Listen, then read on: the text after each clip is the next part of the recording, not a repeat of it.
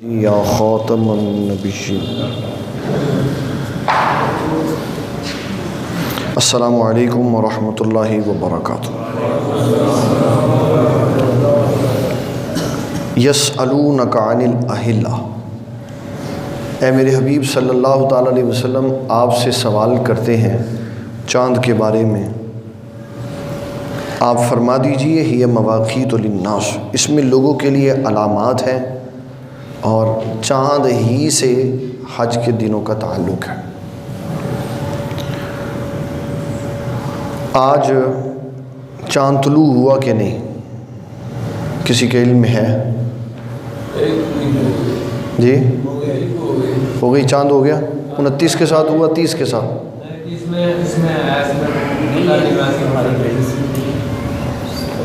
27 تاریخ 27ویں رات تھی جمعرات والے دن، 28ویں رات تھی جمعہ کی، 29ویں رات تھی ہفتے کی، آج 30 ہے، اب 30ویں۔ اب چاند طلوع ہوا کہ نہیں ہوا؟ ابھی نہیں کوئی اطلاع، ٹھیک ہے۔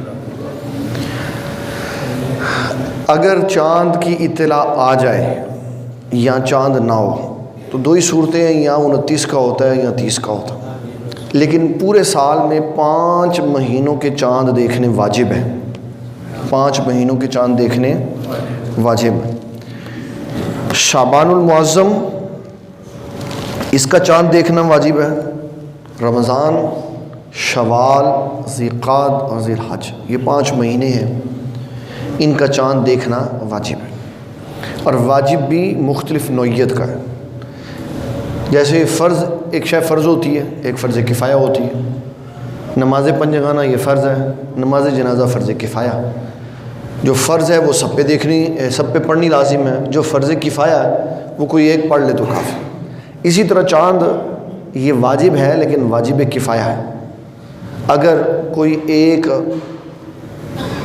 عادل آدمی دیکھ لے جس کے اوپر تہمت نہ لگی ہو تو اس کا دیکھنا چاند کے لیے کافی ہوتا۔ شعبان کا چاند کیوں دیکھا جاتا؟ اس لیے پہلے یہ سمجھے کہ چاند کیوں دیکھا جاتا، پھر بعد میں بات کریں گے شعبان کا کیوں دیکھا جاتا۔ چاند کو اللہ تعالیٰ نے مسلمانوں کے کئی معاملات کے ساتھ نافذ کیا۔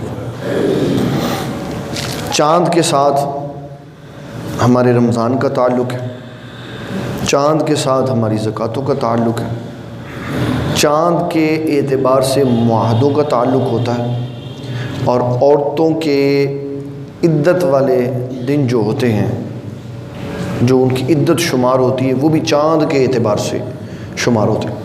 اگر کوئی عورت عدت میں آئی اور جنوری کا مہینہ 31 کا ہو گیا جبکہ چاند 29 پہ ختم ہو گیا تو عدت کا اعتبار چاند کے حساب سے ہوگا، جنوری اور فروری کے حساب سے نہیں ہوگا۔ تو ہمارے بے شمار مسائل کا تعلق چاند کے ساتھ ہے۔ اگر چاند کی تعداد ہم صحیح متعین کریں گے تو ہمارے مسائل درست رہیں گے۔ چاند دیکھنے کے لیے شریعت نے یہ قانون ضابطہ بنایا ہے کہ جو چاند دیکھتا ہے وہ عادل ہونا چاہیے، مضبوط ثقہ آدمی ہونا چاہیے، کم از کم فاسق نہیں ہونا چاہیے۔ فاسق کون ہوتا ہے؟ فاسق وہ ہوتا ہے جو اعلانیہ جرم کرتا ہے، اس کو کسی کی کوئی پرواہ نہیں ہوتی۔ تو چاند کی رؤیت کا تعلق ثقہ عادل کے ساتھ ہے۔ اگر ایسا بندہ چاند دیکھے تو اس کا چاند دیکھ کر گواہی دینا شرعی طور پر قبول ہے۔ ہمارے پاکستان میں یہ ذمہ داری مولانا مفتی اعظم پاکستان مفتی منیب الرحمن دیتے تھے، ان کو اس عہدے سے ہٹا دیا اور ایک ایسے شخص کو اس عہدے پہ بٹھایا جس پر تہمت ہے، بڑے معاملات، اور سوشل میڈیا پہ اس کے فوٹوگرافی اور اس کی ملاقاتیں یہ سب عیاں ہیں۔ ہمارا چاند کا مسئلہ بھی ایک عادل آدمی سے ہٹ کے غیر عادل پہ چلا گیا، خواہشات نفس کی اتباع کے لیے۔ یہ میں نے آپ کو بتایا کہ چاند کے اندر معاملات ہیں، ان ساری چیزوں کے، بچوں کے دودھ چھڑوانے کے اور بھی بے شمار معاملات کا تعلق چاند کے ساتھ ہے۔ چاند دیکھنا لازمی کیوں ہوتا ہے؟ اس لیے کہ شریعت کے احکامات کی تابعداری ہو سکے، شریعت کے احکامات کی۔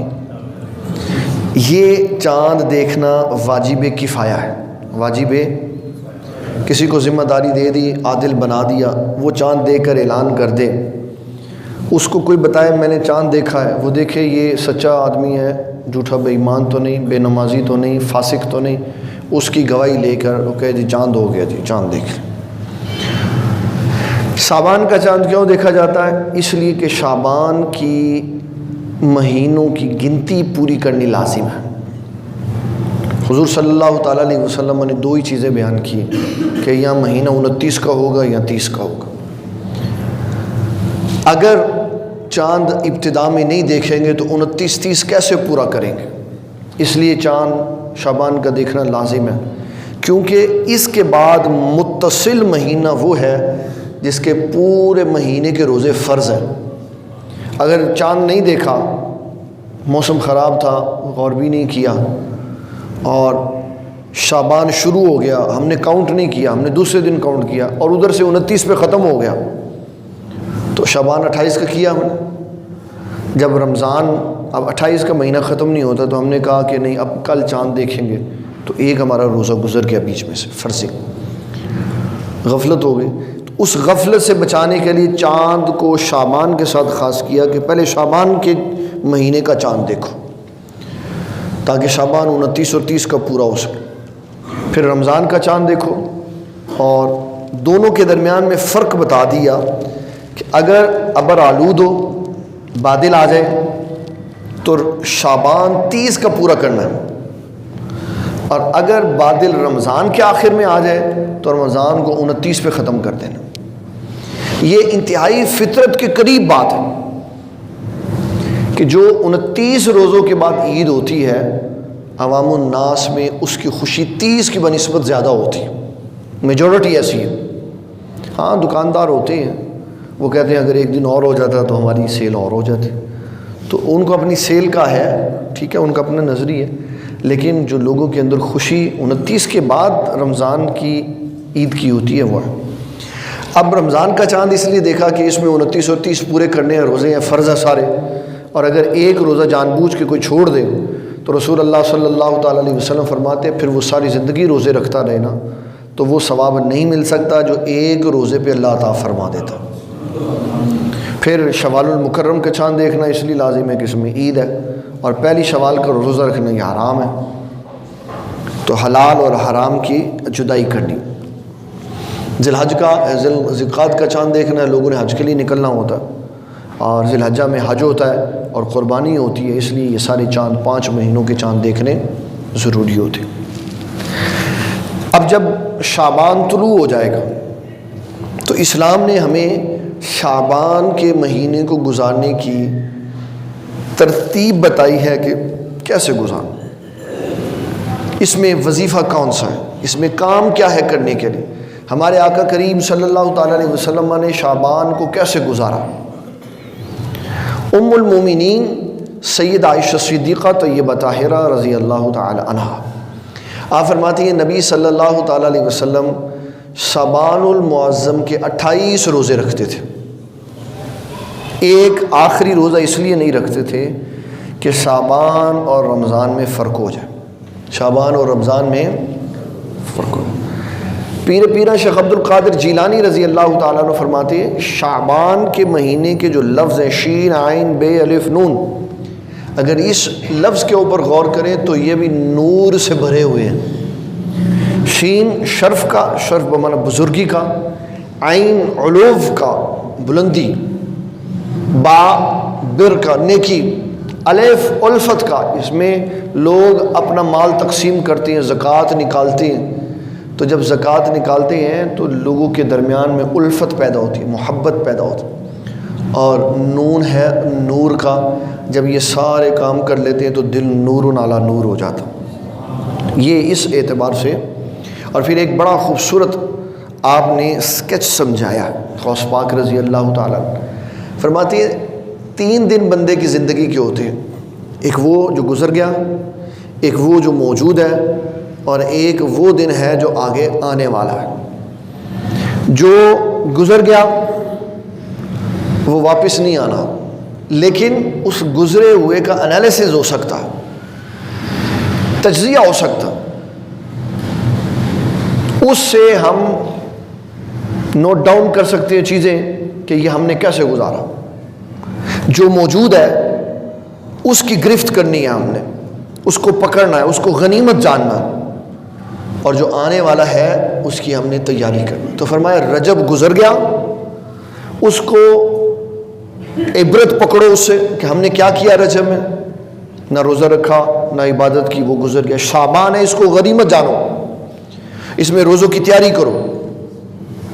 شعبان کا سب سے بڑا وظیفہ جو احادیث کی کتب میں آیا ہے کہ صحابہ اور صحابیات شعبان المعظم اور رمضان المبارک کے مہینے میں کثرت سے تلاوت قرآن مجید کرتے تھے، کثرت سے.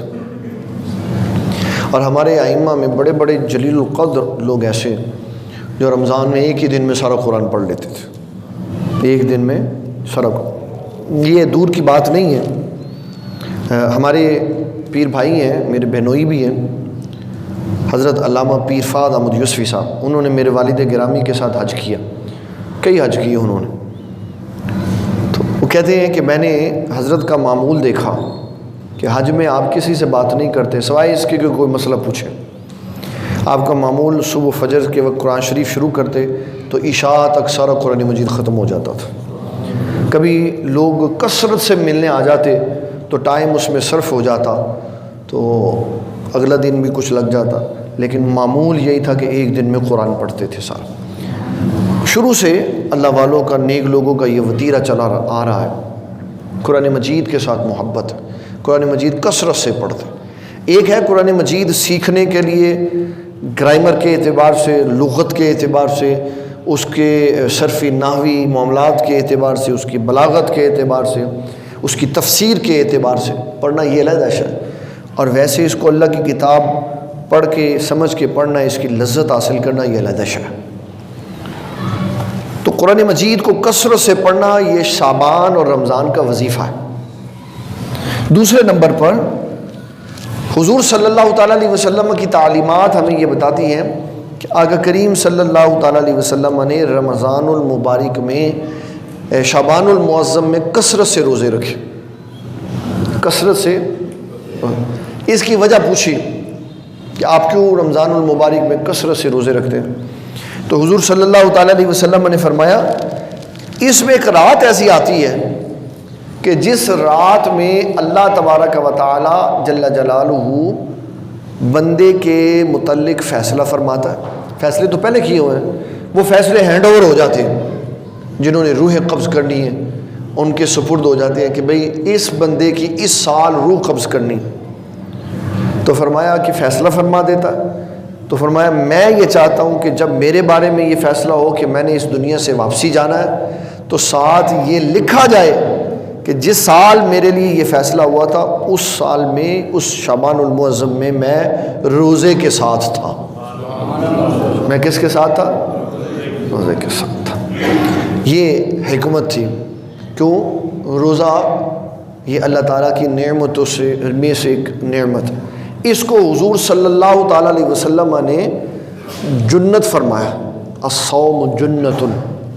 ایسے جب مجاہد میدان جہاد کے لیے کھڑا ہوتا ہے تو اس نے اپنے اوپر زین پہنی ہوتی، لباس، کوئی تلوار کوئی تیر، تو وہ اگر اس کا ہاتھ نہ روک سکے، وہ آگے جو اس نے لگایا ہوتا ہے بازو کے وہ نہ روک سکے، تو سینے پہ جو زین ہے وہ روکے. وہ رکاوٹ ہے سینے اور تلوار کے درمیان میں، نیزے کے درمیان. تو فرمایا کہ روزہ جو ہے یہ ڈھال ہے. یہ کیا ہے؟ ڈھال ہے. کس کے درمیان میں؟ اگر قبر میں چلا جائے گا تو منکر نکیر کے درمیان میں ڈھال ہے. منکر نکیر حساب کرنے کے لیے آئیں گے اور یہ وہاں کے کھڑا ہو جائے گا. منکر نکیر کہیں گے روزہ تو کیا کر رہا ہے؟ کہا تم کیا کر رہے ہو؟ کہا میں تو حساب و کتاب لینے ہوں. کہا میں بچانے کے لیے آیا. روزہ بھی آ جائے گا، قرآن شریف بھی آ جائے گا. حضور صلی اللہ تعالیٰ علیہ وسلم فرماتے ہیں یہ دونوں منکر نکیر سے سوالات بات چیت کریں گے، اور منکر نکیر اللہ کی بارگاہ میں جائیں گے، کہیں گے یا اللہ تیری کتاب آ گئی، روزہ آ گیا، تو اللہ تعالیٰ فرمائے گا وہ جو کہتے ہیں ان کی بات مان لو۔ تو یہ قبر میں بھی ابن قیم الجوزی نے لکھا کتاب الروح کے اندر، حدیث میں اس کا خزانہ سارا موجود ہے کہ روزہ بھی قبر میں بچائے گا، روزہ حشر میں بھی بچائے گا، قرآن مجید قبر میں بھی بچائے گا، قرآن مجید حشر میں بھی بچائے گا۔ یہ بتانے کی اس لیے ضرورت ہے کہ ہم جس معاشرے میں رہتے ہیں ہمیں اپنے مفادات کا بڑا خیال ہے کہ میں فلاں سے تعلق جوڑ کے رکھوں، یہ بندہ میرے کسی دن کام آنے والا، میں فلاں سے وابستہ رہوں، یہ بہت بڑے عہدے پہ بیٹھا ہے، یہ میرے کسی دن کام آنے والا۔ تو جس نے قبر اور حشر میں کام آنا ہے اس کے ساتھ بھی ہماری وابستگی ہونی چاہیے، اور وہ کیا ہے؟ قرآن مجید ہے اور روزہ ہے، قرآن مجید ہے اور روزہ ہے، یہ دونوں ہمارے کام آئیں۔ حضور صلی اللہ تعالیٰ علیہ وسلم آپ نے ایک سفر فرمایا، اور دوران سفر آپ نے آرام کا حکم دیا۔ ایک بندے نے، ایک صحابی نے جہاں خیمہ لگایا نا، وہاں زمین کے اندر سے سورۃ ملک شریف پڑھنے کی آواز آ رہی تھی، قبر کے اندر سے۔ اس نے حضور صلی اللہ تعالیٰ علیہ وسلم سے گزارش کی، حضور یہاں جہاں خیمہ لگایا ہو اس کے نیچے سے سورۃ ملک کی آواز ہے۔ آپ نے فرمایا اپنا خیمہ ہٹا لو وہاں سے، وہاں جو بندہ دفن ہے وہ جب زندہ تھا تو سورۃ ملک کی تلاوت کیا کرتا تھا، تو جب اوپر تلاوت کرے گا تو پھر اندر بھی تلاوت۔ میں نے شام کے ایک بزرگ کی تصویر دیکھی فیس بک پہ، بڑی ادیڑ عمر کے بندے تھے، باشرہ تھے اور جھکی ہوئی ان کی قبر تھی۔ تو وہ روز اپنے گھر سے نکل کے، یہ لکھا ہوا تھا ان کے بارے میں، تصویر تو اور بنی ہوئی تھی لیکن یہ لکھا ہوا تھا کہ یہ حضرت بابا جی روز اپنے گھر سے نکل کے آ جاتے ہیں یہاں قبرستان، اور جگہ انہوں نے خاص کی، اس کے اندر بیٹھ کے قرآن پڑھتے ہیں، روز اس کے اندر بیٹھ کے قرآن پڑھتے ہیں کہ میں نے جب دفن ہونا ہے تو میں نے یہیں آنا ہے، تو میں ابھی سے اس کو قرآن مجید کی تلاوت سے آباد کر کے۔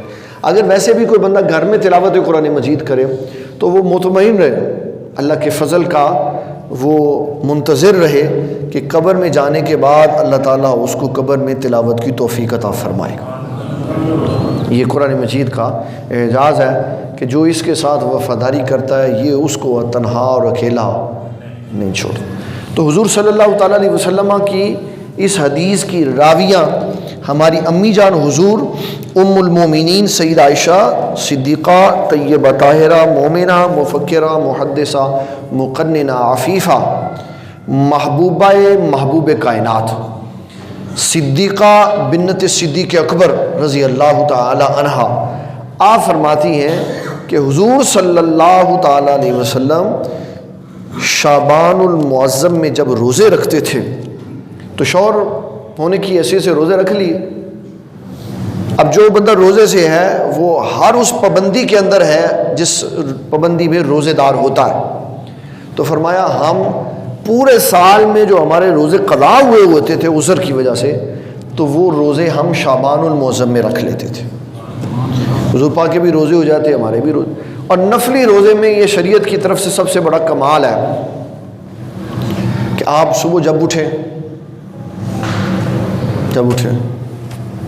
آپ نے سحری کے وقت سے لے کے کچھ نہ کھایا، جب اٹھے آپ کہیں جی میرا روزہ، تو روزہ شروع ہو جاتا۔ حدیث شریف موجود ہے، ام المومنین سید عائشہ صدیقہ رضی اللہ تعالیٰ عنہ فرماتی آقا کریم صلی اللہ تعالیٰ علیہ وسلم جب اشراق پڑھنے کے بعد گھر تشریف لاتے تو پوچھتے مومنوں کی ماں ناشتہ ہے؟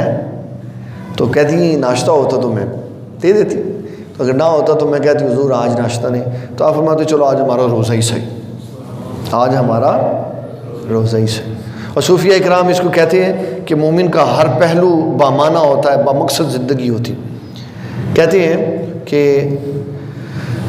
نہ ملے تو روزہ، نہ ملے تو مل جائے تو عید، مل جائے تو عید، رمضان نہیں، نہ ملے تو روزہ، مل جائے تو عید، روزی نہیں، مل جائے، نہ ملے تو روزہ، مل جائے تو عید، جہاد میں گئے بچ کے آگے، بچ گئے تو غازی، مر گئے تو شہید۔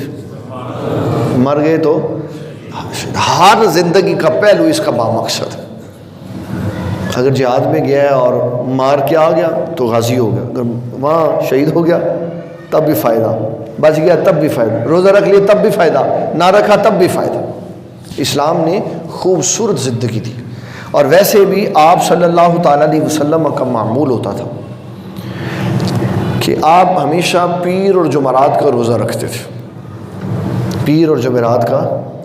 پھر آپ 13, 14 اور 15 کا روزہ بھی رکھتے تھے. ایک بڑی خوبصورت حدیث میں آپ کو سنا تھا. ایک شخص نے اپنے بیٹے کی شادی کی. اس نوجوان کو بہت شوق تھا روزہ رکھنے کا اور تلاوت قرآن مجید کرنے کا. ساری رات بیٹھا تلاوت کرتا اور صبح ہوتی تو روزہ رکھ لیتا. تو ایک دن سسر نے اپنی بہو سے پوچھا, بیٹے میں نے آپ کی شادی کی ہے تو بتاؤ میرا بیٹا کیسا ہے؟ اس نے کہا ابا جان اچھا اخلاق والا ہے, گفتگو بڑے اچھے انداز میں کر, خرچہ بھی دیتا ہے, لیکن پاس نہیں آتا, پاس نہیں آتا. یہ بات انہوں نے حضور پاک صلی اللہ علیہ وسلم کو بتا دی. اب حضور پاک شرم و حیا کا مجسمہ تھے. آپ نے اتنی پردے داری سے بات کی کہ 14ویں کے چاند کی طرح یہ حدیث چمک رہی ہے کتابوں میں کہ کوئی علم والا, فضل والا, تقوی والا اگر شرم و حیا سیکھنا چاہتا ہے تو حضور پاک اس جملے سے سیکھ لیں. آپ نے فرمایا بیٹے آپ کے ابا جان نے شادی کر دی؟ آپ جی حضور کر دی. فرمایا مجھے بتاؤ رات کیسے گزارتے ہو اور دن کیسے گزارتے ہو؟ یہ نہیں کہا کہ تمہارے بس شکایت کر کے گئے کہ تم یہ نہیں کرتے وہ نہیں کرتے. تو فرمایا رات کیسے گزارتے ہو دن کیسے؟ کہنے لگے حضور میں رات تلاوت کرتا رہتا ہوں, دن روزے میں گزارتا. بات واضح ہو گئی, سب کچھ کھل گیا. تو آپ نے فرمایا کہ بیٹے آپ ایسا کرو کہ پیر اور جمعرات کا روزہ رکھا کرو, پیر اور جمعرات کا روزہ رکھا, اور قرآن مجید کو آپ 30 دنوں میں پڑھا کرو. کتنے دنوں میں؟ 1 سپارہ روز کا ہوا تو باقی جو وقت ہے وہ بچ گیا سارا. کہنے لگا حضور میں اس سے زیادہ طاقت رکھتا ہوں, میں اس سے زیادہ طاقت رکھتا ہوں. آپ نے فرمایا قرآن 20 میں پڑھ لو اور 13, 14 کا روزہ بھی ساتھ رکھ لو. کہنے لگا میں حضور اس سے زیادہ طاقت رکھتا ہوں. آپ نے فرمایا 10 دنوں میں پڑھ لو قرآن, 10 دنوں میں, اور صوم داؤدی رکھ لو, 1 دن روزہ 1 دن افطار 1 دن روزہ. کہا حضور میں اس سے بھی زیادہ طاقت رکھتا ہوں. فرمایا اس سے افضل روزہ کوئی نہیں ہے, نفلی روزوں میں اس سے افضل روزہ کوئی نہیں. لیکن جب اس نے اصرار کیا تو آپ نے فرمایا ٹھیک ہے جیسے تیری مرضی. چلے گئے روزے پہ روزہ, روزے پہ روزہ, روزے پہ روزہ, روزے پہ روزہ, اور رات بیٹھ کے تلاوت ہو. بوڑھے ہو گئے نا تو بیمار ہو گئے, ڈاکٹر نے ریسٹ دے دیا, بستر پہ لیٹ گئے. طاقت تو تھی نہیں جسم میں, ایسے ہاتھ پکڑ کے اٹھایا جاتا تو ہاتھ چھوڑ دے تو ہاتھ گر پڑتا. کہنے کہ کاش میں نے جوانی میں حضور پاک کی بات مانی ہوتی تو آج اتنا بیمار اور کمزور نہ ہوتا, کہ حضور کی ہر بات میں فائدہ. صوم داؤدی سے زیادہ روزہ رکھنے کی اجازت. ایک بندے کو آقا کریم صلی اللہ تعالیٰ علیہ وسلم کے گھر آنے کا موقع ملا. 3 بندے, انہوں نے پوچھا حضور پاک صلی اللہ علیہ وسلم کے گھر سے کہ آپ رات کو کیا کرتے ہیں؟ انہوں نے جو بتانا تھا بتا دیا. تو کہنے لگے کہ آپ تو کچھ بھی نہ کریں تب بھی آپ امام الانبیاء ہیں. ملا علی قاری نے لکھا انہوں نے عبادت تھوڑی محسوس کی.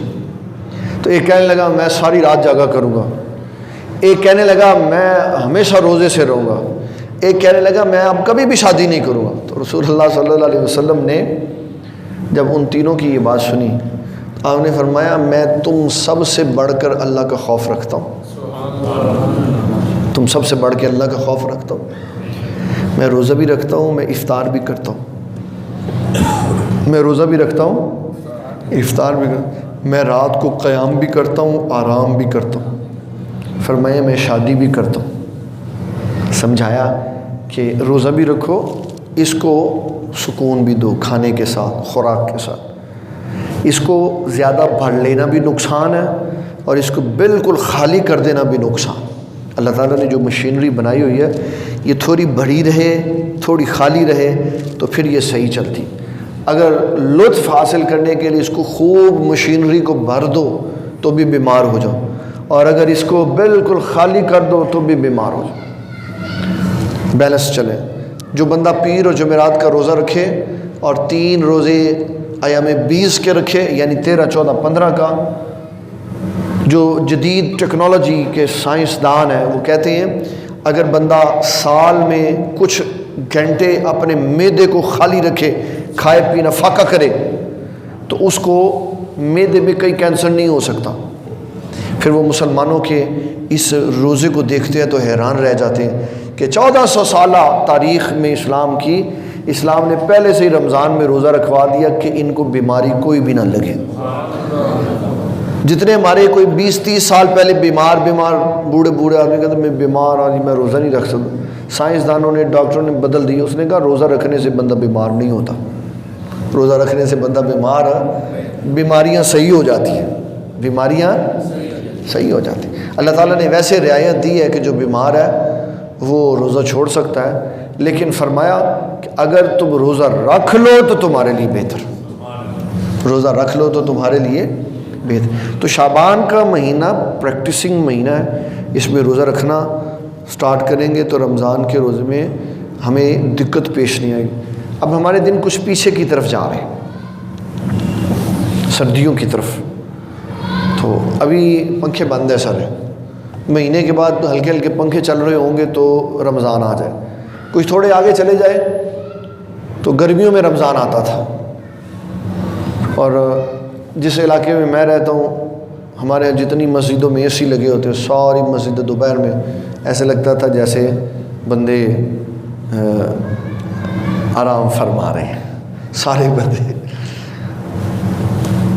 کیا کہتے ہیں روزہ تھک گئے، روزہ نہیں پڑا۔ یہ تھکاوٹ کیوں آئی روزے میں، یہ شدت کیوں جسم کے اوپر بھاری پڑی کہ سارا سال تو جسم کو عادی نہیں بنایا ہوا تھا روزے کا، تو جنہوں نے روزے کا عادی بنایا ہوا تھا وہ 70ویں روزے میں سخت کڑاکے دار گرمی کے اندر بھی میدان بدر میں جہاد کرنے کے لیے چلے جنہوں نے عادی بنایا ہوا تھا۔ تو جسم کو نہ خوراک کا عادی بنانا چاہیے، نہ خالی معدے کا عادی بنانا، مناسب خوراک کھائے، اتنی کھائے کہ اس کی صحت بحال رہے اور توانائی اس کو مستقل ملتی رہے۔ تو شعبان پریکٹسنگ مہینہ ہے، فرمایا اس میں ایک رات ایسی آتی ہے جس میں اللہ تعالیٰ تقدیر کے فیصلے وہ ہے 15 شعبان المعظم کی رات، اس میں اللہ تعالیٰ گناہ گاروں کے گناہ معاف کرتا ہے۔ تو یہ آج کے درس میں میں نے 2 باتیں آپ کی خدمت میں عرض کرنی تھی۔ اللہ تعالیٰ ہمیں نبی صلی اللہ تعالیٰ علیہ وسلم کی تعلیمات کے مطابق زندگی گزارنے کی توفیق عطا فرمائے۔ وما علینا الا البلاغ المبین۔ اللہم صلی علی